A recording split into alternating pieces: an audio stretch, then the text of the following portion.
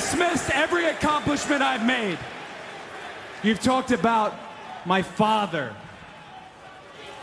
Well, you call me an entitled millennial, I call you a carny succubus, because the dirty secret about you, the dirty secret is you need this generation more than it needs you. What up, y'all? It's KMB, the Sexy Ninja, in the place to be for a Paper Saber universe, and this is the New World Podcast, brother. We're talking about SmackDown, April 25th, 2025. Wade Joe on commentary. Whew. I gotta tell y'all, I'm really sorry for these podcasts not dropping as fast as they usually do. It's been one hell of a month, and not a good month. You know, it's just been one thing after another, and trying to get these podcasts, watching these shows. But I want to tell you, I'm trying my best for this month, and during the summer, it should be a little bit better. Should be. But there is some changes coming too as well. So, not bad changes, but changes. We started off with Cena coming out, the last real champion, and I'm not gonna lie. When Orton came out, I was like, okay. And then they went back and forth. Great Mike's skills back and forth. Probably the best I've ever heard Orton on the mic. But going back and forth, and their history with each other, and we're going to re-spark this rivalry, and I'm just like, cool. I've seen him wrestle a bazillion times, and my brother's like, oh, it's going to be awesome, or the other people are like, oh, and I was like, but I remember they had like a bazillion matches, and it was just like, they're wrestling again? Again? Like, and I have no interest in this whatsoever. And the thing that really bugged me, with the great promos back and forth at each other, cutting in, just deep and whatnot, is Cena, and the crowd's cheering him too, which throws me off. But Cena trying to take out Orton, he's got the championship, and he throws the belt, hits him, kicks him while he's down. And then Orton gets him with the RKO, and I'm like, why should I fucking care? He's been laid out like 3 or 4 times at this point. 2 times with Cody, and if he's going to be this big bad monster heel, why doesn't he get an upper hand? This seemed like a thing where he should have hit Randy, and Randy stays down, and he puts his foot on his chest and holds the championship over his head. No, he just gets laid out by Randy, and I'm like, that's cool, I guess. Whatever, and I'm trying to see some positiveness. I'm like, where's my boy Cody? Saw a picture with him at Disneyland, I think, and I was like, oh, Cody, go be happy. And I'll sit here and deal with this. I'm not excited about Randy Orton versus John Cena at Backlash. I understand that they're going to do the greatest hits for this summer and whatnot. We're definitely going to get Punk and Cena. And it's just going to be an ongoing thing. And I would love for Punk to dethrone Cena if you want to go this route. As much as I want Cody, I think we got to let Cody be away for a while. Unless that's what we're building to, is Cody's the one to dethrone Cena. I hate everything about this. I don't want to be negative, but God, I just hate everything about this. I'm like, that's cool, Cena, or I'm like, that passion and spark of everything I love about WWE was just taken away in that main event at WrestleMania.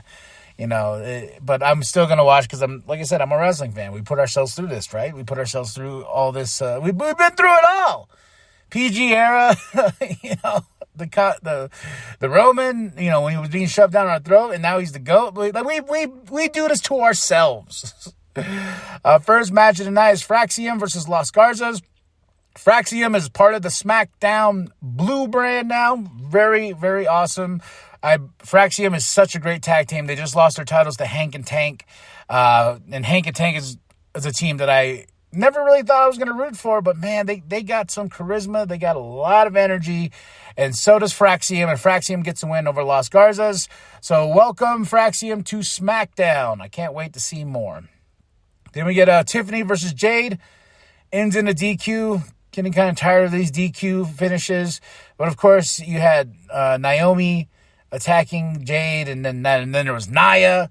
And I was like, Nia attacking Tiffany, so we're definitely going to get Tiffany Stratton versus Nia at Backlash. We're going to get a rematch between Naomi and Jade. So it's all boiling down. But I was excited for Nia being back. I was like, where have you been, girl? Where have you been? We got a segment with LA Knight, Jacob, and Drew. LA lost his title to Jacob Fatu, and I'll tell you this. Jacob Fatu looks like a badass with that championship around his shoulder, man. I'm telling you, like a badass.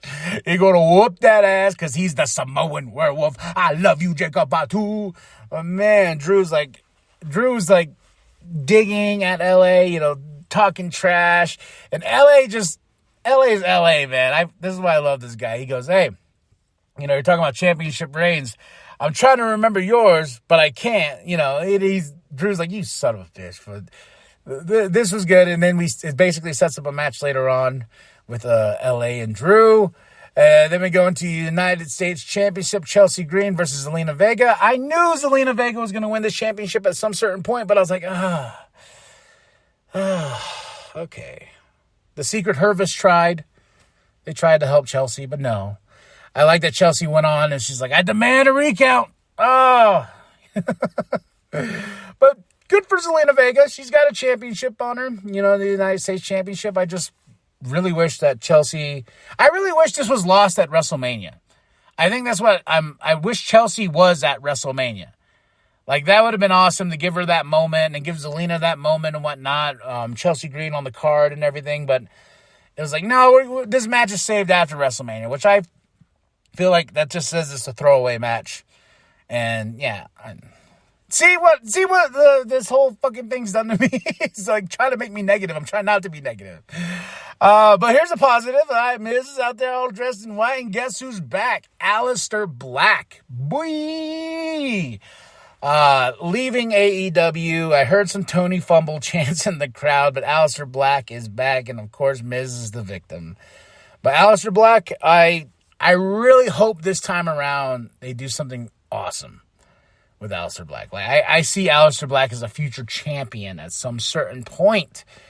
And with Triple H hiring back everybody that really didn't vibe with Vince McMahon, now that Triple H is ahead of everything, hopefully this time around it's much better. Along with Rusev and everything, all these WWE guys that left and now they went to AEW, now they're slowly coming back. And I'm praying one day Samoa Joe comes back. One day, Lord, please let Samoa Joe come back. But I'm happy about Aleister, so welcome back. LA versus Drew. Of course, it doesn't, yeah. Jacob comes out. Damien comes out. It was the whole ordeal. Yeah. TLC Tag Team Championship match, the match of the night. Oh my goodness, Motor City Machine Guns versus DIY versus the Street Profits. They wanted the smoke. They all did, but guess who kept the smoke? It's the Street Profits. But man, this was an awesome TLC match. Just got my spirits a little high in the end. I was like, damn, these guys are going balls to the wall. I'm enjoying every second of this, but it is my match of the night. I really, really, really did enjoy this. So, yeah. My match of the night, I give this SmackDown a solid 3 out of 5. April 25th, 2025, Wade and Joe on commentary, and I just love Joe. I love you, Joe. He's a good commentator. Wade's really good too. Moment of the night, I'll give it to Zelina. No, I'm gonna give that LA jab to Drew. That was fun. That was funny. All right, y'all. Drop those comments below. Hit the like, hit the subscribe. Show it your grandma. Show it your grandpa. Share with the bum down at Walmart. I am KMB the Sexy Ninja. And remember that the New World Podcast is for life, brother. Once again, the most desperate cheap shot from John Cena. Looking to deliver. Oh!